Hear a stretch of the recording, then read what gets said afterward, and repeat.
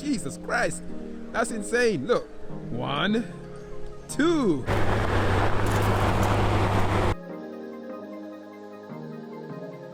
Yo people, YouTube and Instagram, welcome to a whole brand new video, and today is all about the McLaren F1. Should I say McLaren F1s, plural, because there are definitely more than one, and also maybe 5 or 6 McLaren F1 GTRs all in one place. We are going to Blenheim Palace, and let's go check out some crazy McLaren F1s. Oh my gosh.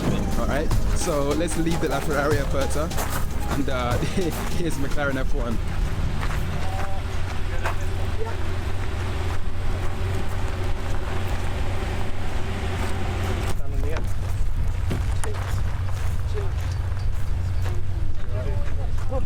How many F1s are here? 6? So fucking quiet. 4? This isn't John's one.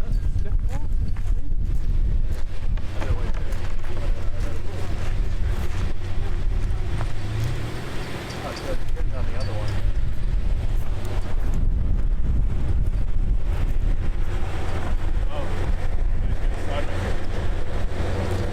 Of course, with F1, you sit right in the middle.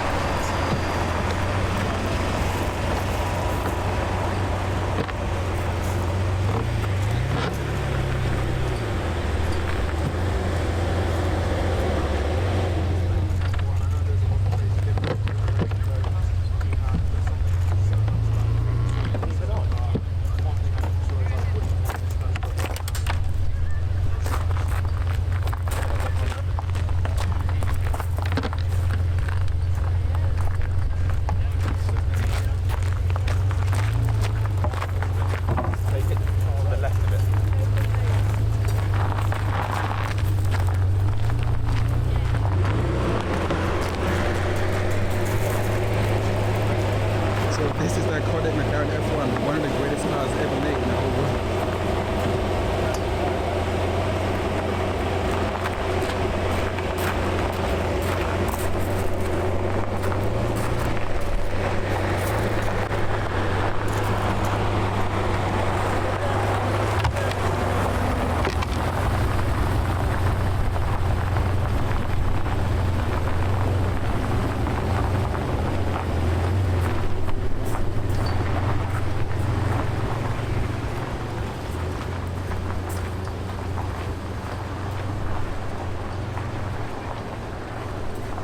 Look at it.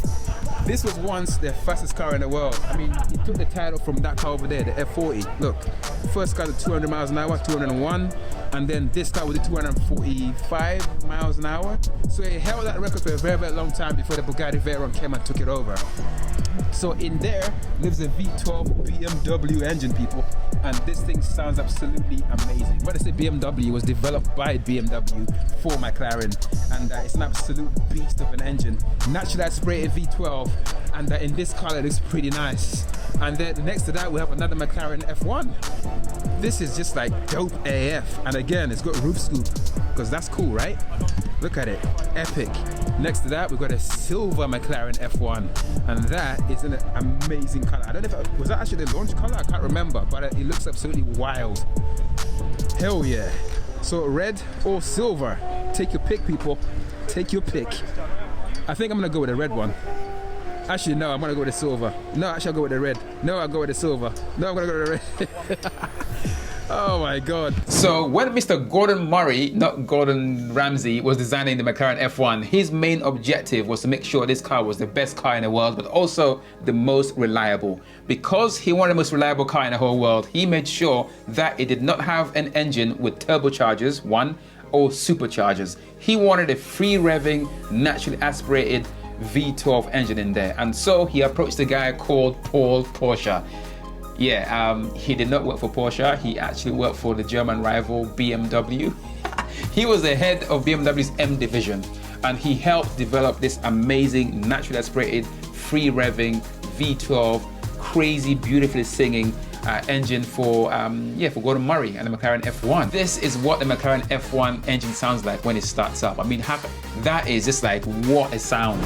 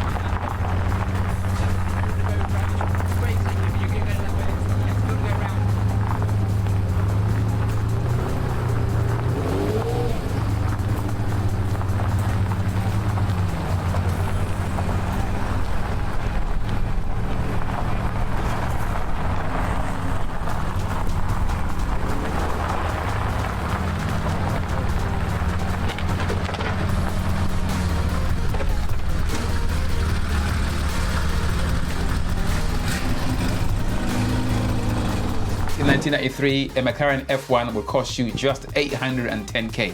When I say just, I mean that's still a lot of money. It was a lot of money back then, it's a lot of money back now, but think about it. A McLaren F1 just recently sold for the principal sum of like 15 or 17 million pounds. So 810k for McLaren F1 from brand new back in the day was that's cheap as beans and chips. So one of the iconic things about McLaren F1 is the fact that you sit right in the middle, innit? Like you as a driver, you sit in a perfect position. When I was a kid, right, I never understood why. I was like, why? Why can't you just sit in the middle? I'm pretty sure Gordon Murray had the same kind of thinking when he was a kid. He was like, you know what, why do people have to sit on the left or the right? And then either side of the driver, you have 2 seats for 2 possible passengers. Your wife and a mistress, or like you and 2 girlfriends. It could be like a girl and 2 boyfriends, or however, whatever. If it's your car, you do whatever hell you want, isn't it? And it's the only car of its kind, like hypercar wise, or apart from the McLaren Speedtail and also the new Gordon Murray designed T50, the successor to the F1, that have a central seating position. You can actually carry 2 other adults side by side. Not many cars can do that. So if you thought the F1s are pretty cool, how about 5 or 6 McLaren F1 GTRs? And that is what we're going to look at next. Oh my God. Look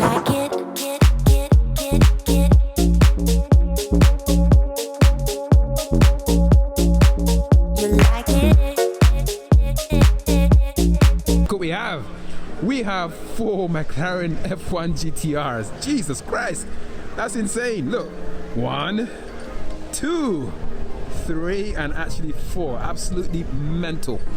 The question is, which one would you guys have? What would you choose out of these GTRs in here?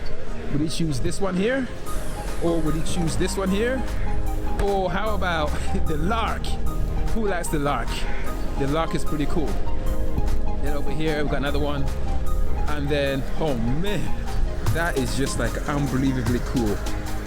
Hell yeah. Yeah, literally you have sport for choice up in here with all kinds of like McLarens. This is like heaven, man. Heaven on wheels. Well, which one? Take a pick. Which one would you have? It had to be 27R. Hell yeah. How about you, man? Yellow. The yellow. Overload, people. McLaren overload. Oh, look at that lineup. Just look at it. That is just like, damn. Hell yeah. I thought just when I thought we're enough McLarens up in here, there's another one over there. Look at it. It's okay, look, where we going here? You give it more McLarens. You have, look. You have, okay, this is not McLaren. This is a Ferrari. In Ferrari, resale red. You get a P1. And then you got a McLaren F1 GTR over there. Jesus. I think I'm going to go with that one. That spec is pretty ridiculously dope. Jesus. Oh, look at it. Tom Hartley, what are you doing, man? Look at those cars. Oh my gosh. What a collection. Imagine a garage of these. A garage of like a Ferrari, a McLaren P1, and then an F1 GTR all side by side. And then it's crazy. And then you got an overfinch over here. I mean, no one looking at overfinch. But Tom Hartley's smashing up in here. That McLaren orange is just like, woo! It's kind of matching my shirt. It's very, very nice. But anyway, let me go grab a bag because we have to leave. It's time to go.